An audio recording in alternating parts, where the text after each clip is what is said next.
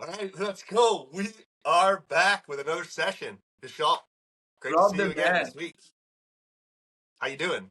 I'm doing fantastically well. How are you doing, Rob? Doing really good, man. Feeling good. Uh, Paddled out this week, caught a couple waves, and yeah, excited to be back here on sessions with you, man. How's everything over in India?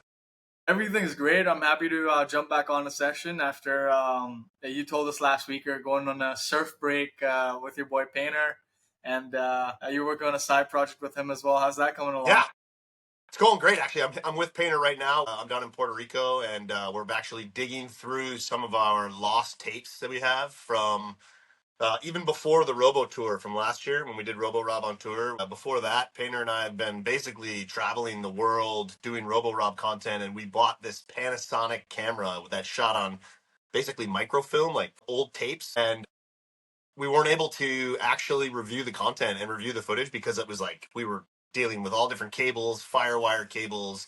We were trying to figure out ways to actually access the footage that we shot from all these different places. We were in Ecuador, we were all over Puerto Rico, the Buffalo Blizzard we shot when we were there in Buffalo with the Panasonic. We did all kinds of stuff. So basically, I sent away the all the tapes that we had shot to Legacy Box. Have you ever heard of Legacy Box? No, I haven't actually. It's basically like a service where you can send them like all of your old like family footage, DVDs, tapes, like film, anything old school that you shot all your footage on. And they like digitize it and they send us back a package with like USB with like I don't know how many 20 gigs, something like that more or less of all the footage. So now we have all the footage digital. So Painter and I are down here going through all that. I mean, we've got some gold, dude. Like we've got the Painter and I were at the Let's Play Hockey Expo in March. We shot that on the Panasonic with the tapes, like interviews with guys from the movie Slapshot. We've got like all the influencers basically in the whole industry. We got Pavel Barber footage. We've got dude. I played golf. Painter and I went. We played golf with Zach Bell, Always Hockey, and Slappy Gilmore. You've probably seen him do some videos with Slappy, the guy that hits the ball with one Yeah. arm. He's kind of famous in golf. We played golf with them out in I think we were in Arizona for that, and it was great. Then like Painter's got all the footage we shot. Like we had like a major mishap. We crashed the golf cart. I think Slappy was driving. I gotta review. We're reviewing the footage right now, but we basically crashed the golf cart into a rock in the middle of the fairway. And it was like a huge fiasco, and like so, all that content we're just like reviewing and going over, and we're like basically having a blast, like going through all this stuff and figuring out like how to put it out, how to drop it. So having a blast down here. Yeah, man. Waves are kind of not good, but it's enough to paddle out and get wet. So having some fun doing that. And getting ready for we got big trips coming up for Buttendz. We're booked to go to the Pee Wee tournament again, which is really exciting up in Quebec City for the Winter Carnival. Are you familiar with the Pee Wee tournament in Quebec City? Have you heard of it? No, I haven't heard of it. Over in India, is that something that you've heard of? No. Oh, okay. Well, it's this. It's one of the biggest, Pee Wee hockey tournaments in the world. I actually played in the tournament in '96. It's been a big part of our company as well to like grow Buttendz from the very beginning. It's every February, mid-Feb, during the Winter Carnival in Quebec City. It's the international Pee Wee tournament where they have teams from all over. I have yet to see a team from India, but I wouldn't be surprised if soon, with the growth of the sport in your country, if we do see a team from at some point from India. There's teams from Japan, China, all over Eastern Asia. Australia's there. Teams from Europe, obviously. I'm wondering if South America or Mexico has been there. I'm not sure, but well, anyways, we're booked to go back. We've done the tournament as a vendor, sort of as like butt ends promotion and sale of grips at the event. For this will be like our seventh or eighth year. And we haven't been since COVID. Our last time we were up there was 2020, right before COVID-19. We were there as well. So I'm stoked, man. I can't wait to go back. And we got that on the calendar. And so I'm gearing up for a big sales trip, if you will, through Canada all of February, leading up to the Let's Play Hockey Expo in March in Minnesota.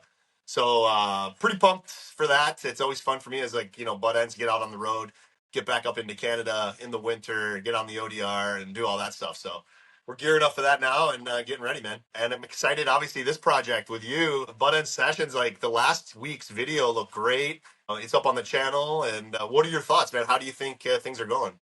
Things are going well. I think we're slowly starting to find the track that we were always looking, and we're now putting together the pieces that we were already missing, which was obviously the distribution part. And now I think we're halfway there on figuring out the entire distribution of the entire project, if you will. Yeah. And as you, I mean, I'm sure you've already seen it. It's out on YouTube. It's out on Spotify. It'll soon be out on Instagram and YouTube Shorts as well, and hopefully also the YouTube clips that'll be 3 or 4 minute long chapters, if you will, of our entire sessions going on as well. So that's something I'm excited about. I mean, last week when we talked, and I was I was so excited to text you the next day of the recording. I said, "Hey Rob, the full video is already out. We're excited to post it. Should we just go through with it?" And you gave us the green light, and we were up on YouTube and Spotify right then. So that's something I'm excited Yeah. about. Oh, dude, I love the look and the feel of it, and it's super seamless and easy. Like boom, it's like having a call. Like we're doing, like we would have calls, you and I. That's kind of how this whole thing was born. Really, like you and I'd be chatting, and our conversations, like for me, were so interesting. You're from your perspective from hockey, from being over in India. And the times that we've spent together in the Himalayan mountains, playing on the same team.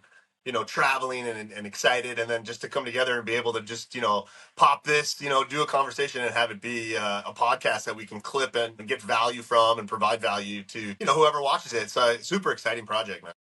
Yeah, and just to give a little structure to it, I mean, we talk about hockey around the world. Like we talked about the Pee Wee tournament up in Canada. We'll talk about the Let's Play Hockey Expo in Minnesota. We talk about hockey in the Himalayas that Rob has already gotten to experience twice now. And hopefully he'll do it sometime soon, hopefully next year. But hockey around the world, we talk about health and fitness and how we stay healthy on the road. And Rob, obviously, you're a former professional player. You've taken good care of yourself over the years. You've gotten injured. You've come back from injuries, and you're still recovering from an injury as we speak. And so all the insights that we share here might just be useful for any young athlete or any aspiring athlete or anybody who just want to live a healthier lifestyle in the world. So shout out to Buttendz Sessionz from Rob and Vishal. Said, man, I mean, while you're saying that, I'm thinking to myself, like, how fortunate that we are to have this opportunity. And like for me personally, it really feels good to be able to give back to younger players, almost like reaching back with a handout to like help guys that may have questions. Cause like I remember, man, when I was young, like I didn't know any of these things. And like, I had to learn the hard way, with taking my lumps along the way. And like if I'm able to like, talk to you and like provide value to the younger players coming up, if one or two people are affected by it, it's cool. And I've had that experience, doing live streams with Buttendz and like just getting out into the hockey world. And obviously we sell our product mostly to younger athletes, so having that communication, hearing back from the hearing the feedback from the younger players, like, oh hey, I took your advice and it really helped. Like whenever I hear those things, like it always just it makes my day, and I really feel like I'm having an impact. So to be able to do it more with this channel is really exciting for me.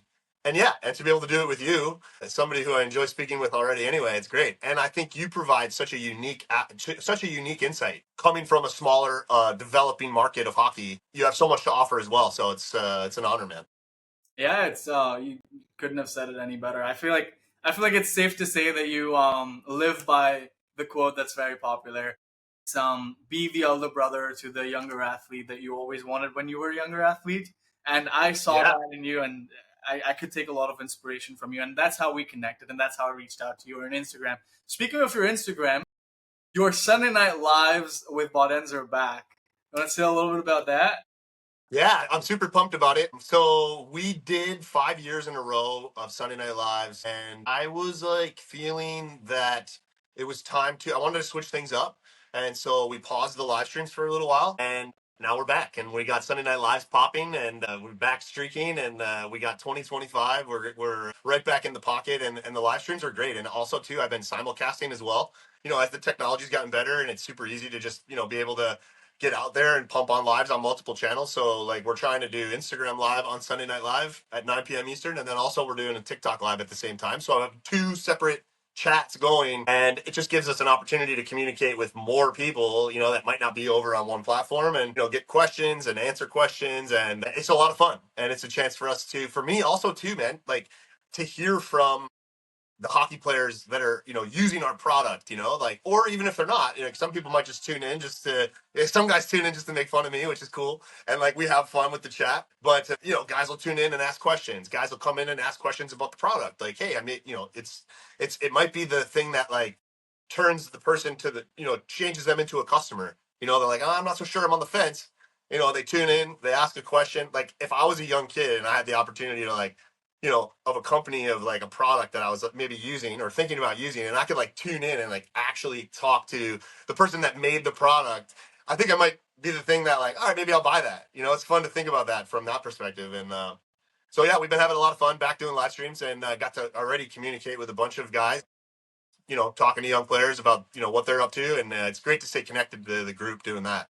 Yeah, that's awesome. I love how you communicate. I love how you connect with your community, with the Buttendz community, on two platforms now instead of just one. I remember when these used to be just Instagram lives at 9 p.m. Eastern every Sunday, but now they're on two platforms simultaneously. That'll be something cool. That's something cool to talk about. Has there been any interesting interaction with one of your community members in the recent times since you started again? Yeah, last night, or no, not last night. What day is today? Tuesday? 2 nights ago. Is today Tuesday? Yeah, Yeah. we're doing Tuesdays, right? Sorry. Yeah, 2 nights ago on Sunday Night Live, we had a couple guests that came on, and I don't remember exactly the name. The screen names are on there. Sometimes it's funny, right? Like you don't know the person's actual name by their screen name, which is cool. But I talked to a kid from Rhode Island who was talking about, playing on multiple teams, and we talked about like he was telling me that he has this aspiration to play junior hockey, and he wasn't sure if he wanted to play college hockey yet. He was just something that he knew he wanted to play junior hockey, and then kind of see where his career went. And it just led into a deeper conversation, and it was fun to talk to. Like, he's a bantam age player, on the grind, playing on a team. The team's having trouble scoring. He's having a pretty good year. He's about to be going into high school, and he's got all these different dreams. And I literally can like think back and remember what I felt like as like an eighth grader and a freshman in high school, and like what my dreams were then. And I was like trying to just help people too on the live. Like, I remember when I was a freshman in high school, for example, I had dreams, but like things weren't going great for me at hockey and life in general. Like, it was a tough time for me at that time of life. Like, I wasn't even playing on the top team at any level. I wasn't playing top team AAA. I didn't make my high school team. My first 2 years of high school, I was playing JV. And some of my friends, some of my guys my own age, were playing on the varsity team. And here I am, like this kid who, like, in my head, I'm thinking to myself, like, oh, someday I want to play in the NHL. Or I definitely had the dream of like, someday I want to play Division 1 ice hockey. I want to play for my school. I want to go to college. I want to get a scholarship. Like, these are my dreams.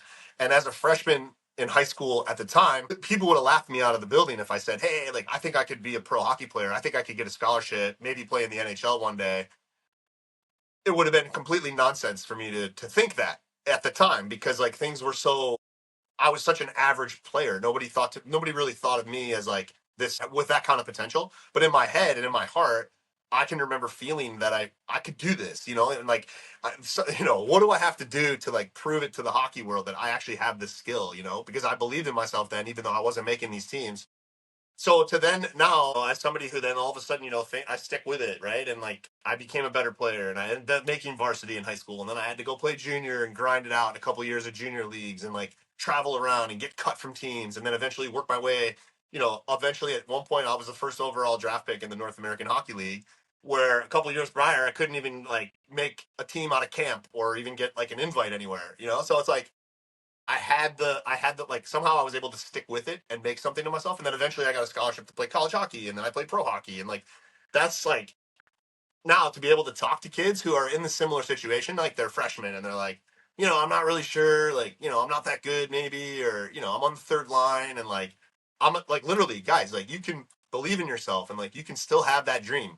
You might be a freshman or sophomore or junior in high school, and you're only on the third line, and you got cut from your AAA team, and things could look pretty bleak from a future perspective. And like, if you told your friends like, yeah, I want to play college hockey and get a scholarship, or even your teammates, they might look at you and be like, yeah, okay, buddy, like, you can't even make our second line.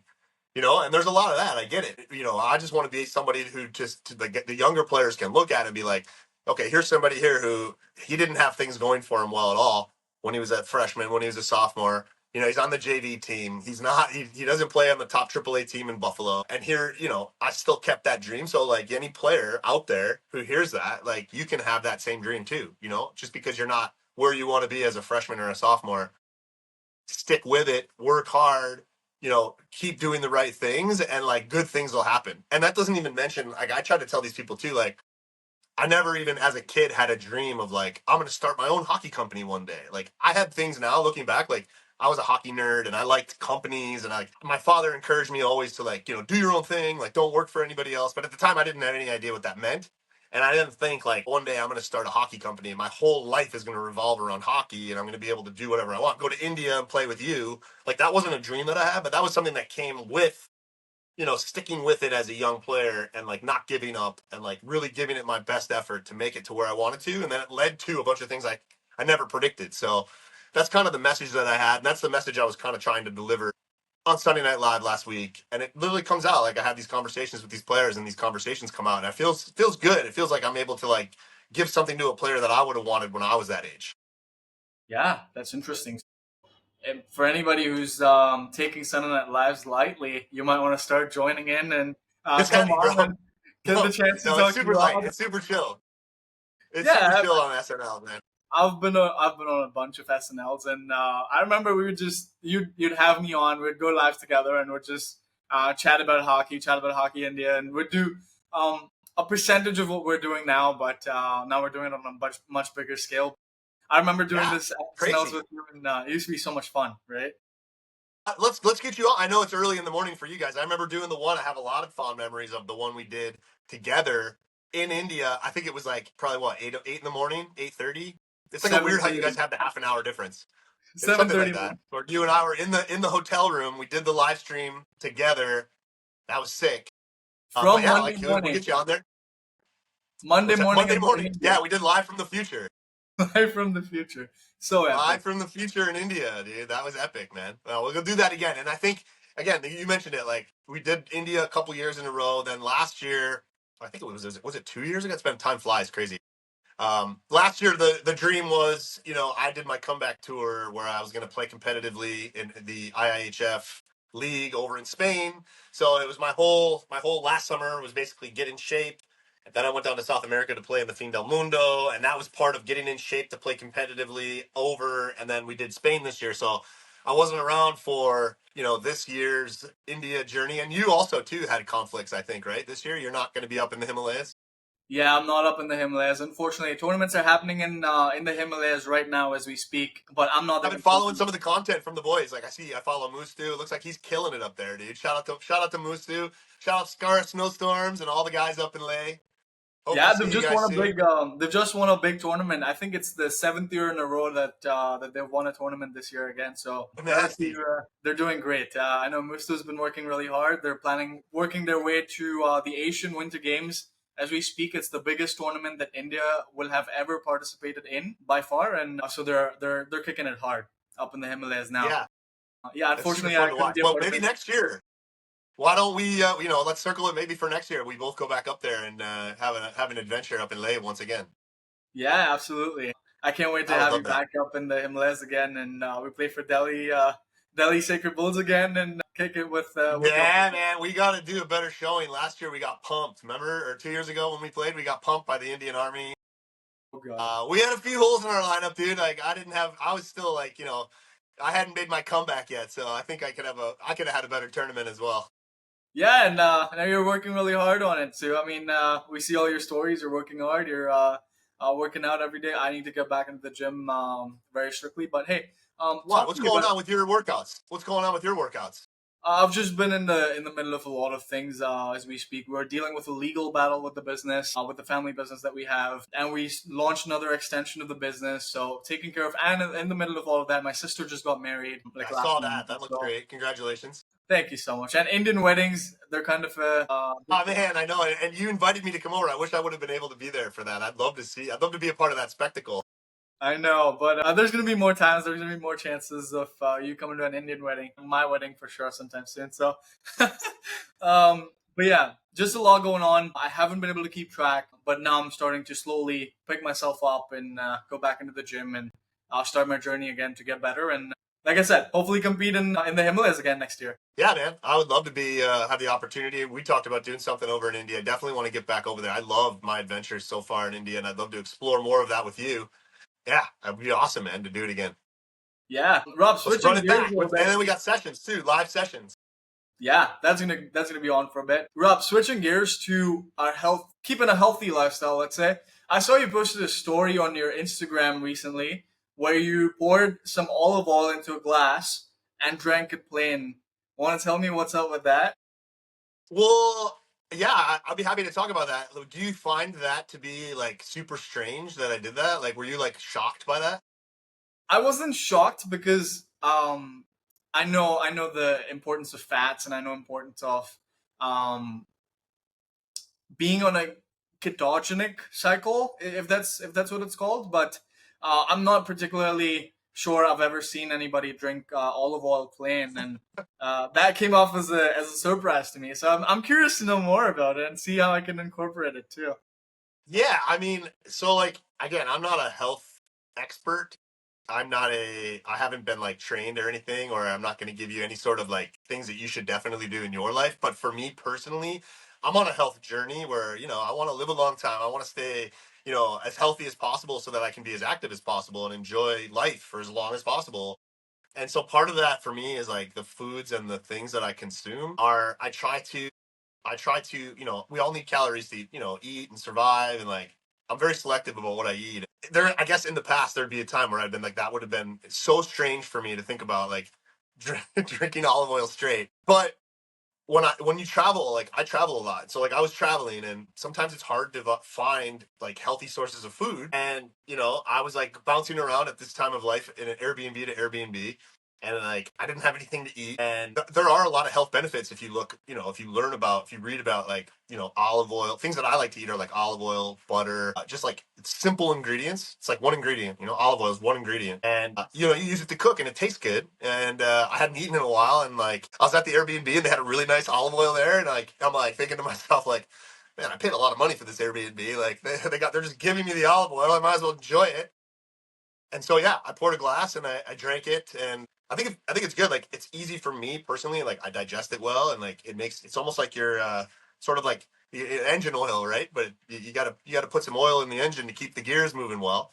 So that was basically behind it. That was basically it. And I figured it'd be kind of interesting to like make a video because people would be like, well, wait, whoa, that's like a thing. I didn't know because like where I come from, that was never something that like I would have thought about doing, when I was a kid. And uh, I guess it's just part of my life now. Where if I see like good ingredients, and like I'll take advantage of them. You know what I mean? Like if to be honest with you, I do the same thing. If there's a little bit of butter, then what I mean, I'm not gonna waste it. Like I eat the butter plain, because it's basic ingredient. It's good for you. It's easy to digest, and that's just kind of how I live my life. So that was kind of it. And then like I have and, like this isn't like that strange in other places of the world, like in Italy, for example.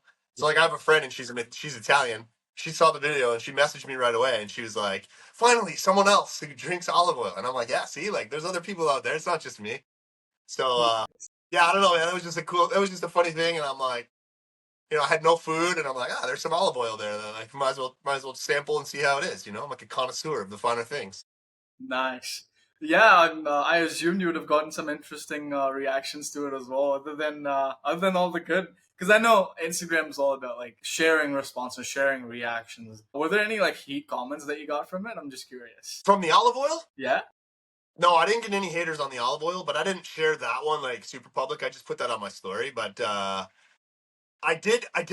So in my head too, like I was also like, I don't like publicly like come all the time and be like, hey, like I don't drink alcohol and like you shouldn't either or anything Yeah. like that. Mm. But like I have told a lot of people in my life that know me that like I don't drink alcohol, and I haven't drank any alcohol in over 10 years. And so like people know that about me.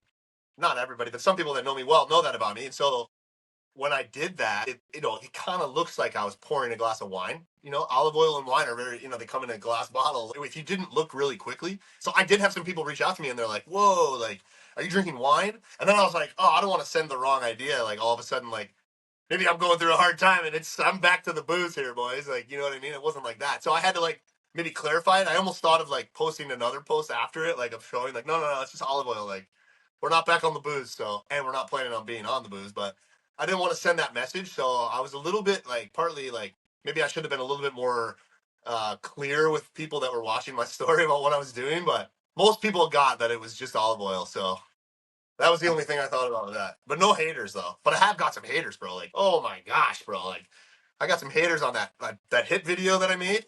You know that one? The one Yeah, where I yeah, got I saw. suspended over in Spain, dude. I mean, I don't care because like I kind of knew that was coming, but I didn't know it was going to come at me at the level that it did.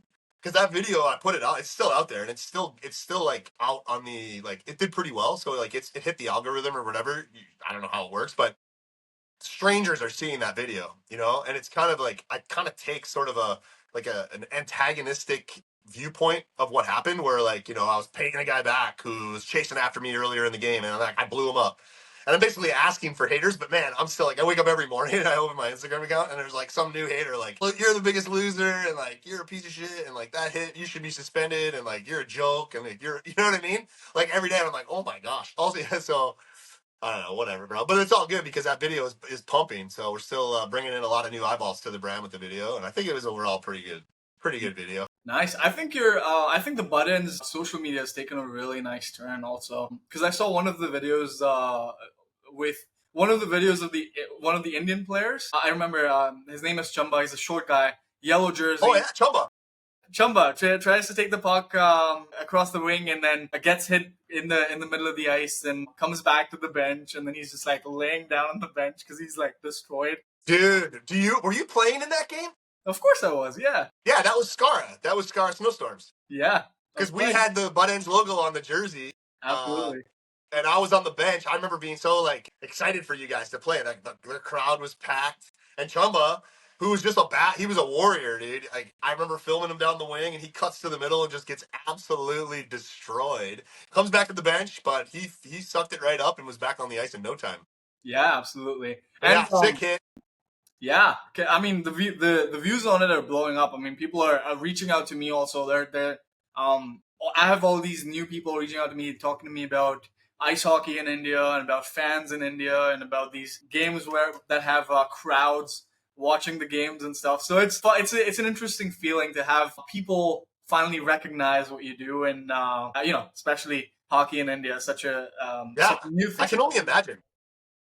Well, you know what, man? You know what's interesting about it is that, and I think I mentioned this to you before, as a kid, as like an American player, right? Myself, Canadian players too, I'm sure feel the same way. Like as a hockey player, you always dream. What's the big dream for young kids, right? It's like, I want to play in front of like thousands of people. Like you go to an NHL game for me, and like I would be like looking at the sold out 20,000 seat arena and just imagine what it's like to be in the game playing in front of a huge crowd. I mean, that was like, that's part of the dream, you know? And then, like, as you get older, like for me, I get to college hockey, and then all of a sudden, you know, I'm skating around in Michigan, and like it's like tons of fans. I'm like, whoa, I'm playing in front of thousands of people right now. This is crazy. And that's like the juice that hockey players get, right? It's like the dream for most kids. So to see that, like over in India, players playing in front of multiple thousands of fans, it's like I think it creates that same sort of energy where players want to reach out and be like, "Whoa, what's going on over there?" Because you don't get that unless you play at like the highest level in the U.S. You don't get to get the crowds, even if you play in like the minors. You know, a lot of those times it's dressed as an empty seat night in the American Hockey League. You know, there's nobody there, and so like to see that where you can play, you know, a game up in the Himalayan mountains in front of like 3,000 or 4,000 or however many were there, it was sick. Loud singing fans, bands, like just intensity. I mean, everybody craves that. Doesn't matter where on earth you are, like you crave that attention as a hockey player. You just, for some reason, when you play in front of people, you just get more energy. You just feel like it's more exciting. Yeah, and fun fact, Rob, when I went to the US first and when I was making the switch from inline hockey to ice hockey, that was the kick that made me make the switch. I went to one of the Philadelphia Flyers games against the New York Rangers, and I saw like 21,000 people in the building, and I was like, I want to be one of the 12 people that are on the ice playing this game. And so that's how it started for me, and that's how I made the switch to ice hockey and came back to India. And who would have thought, right? Who would have thought I would get to do that? I can imagine that happens. You know, it happened to you. I can imagine that happens to a lot of young athletes where, like, why do you play hockey? And it's like every sport is like, especially there's all these different choices. Like, what do I play? What sport? But when you go to a hockey game and it's crowded and it's electric, there's just something about a live hockey game, you know. And if you're a young kid like myself, same thing. Like where I grew up, my father, you know, I grew up in Buffalo, New York. It's a hockey town. My dad took me to the Sabres game. You want to play hockey? And I'm looking around, I can feel the energy, and I'm like, yes, of course I want to play hockey. That's what I want to do. So I'm sure that's cool to hear. Like even for you, coming from India, you get to the Flyers game, you feel the electricity, and it's like, nope, this is it. This is what I'm doing. This is what I'm doing. And years later, this is what 8 years ago that we're talking about. So 8 years later, I'm talking to you. We're talking about hockey, and we're keeping the dream alive. We're talking 100%. Hockey here. Awesome. What a chat tonight, Rob. Yeah, dude, great session as always, bro. We buzzed it, man. Time flies when you're having fun, man. Absolutely. I couldn't have agreed more. Thank you so much for being here. And thank you so much to everybody who's been watching today. And I hope you're having a good time, man. Yeah, thanks everybody for tuning in. Buttendz Sessionz, Rob and Vishal. Every week, Tuesday, sessions drop Wednesday, right, bro? With the new Yeah, sessions. Thanks absolutely. everybody for We'll make tuning it a in, and we'll thing. see you next week. And jump on the live stream. You might see Vishal on there, one of the as a guest. Sunday Night Live on Buttendz, 9 p.m. Eastern, Instagram, and then we'll see you next week as well. Signing off.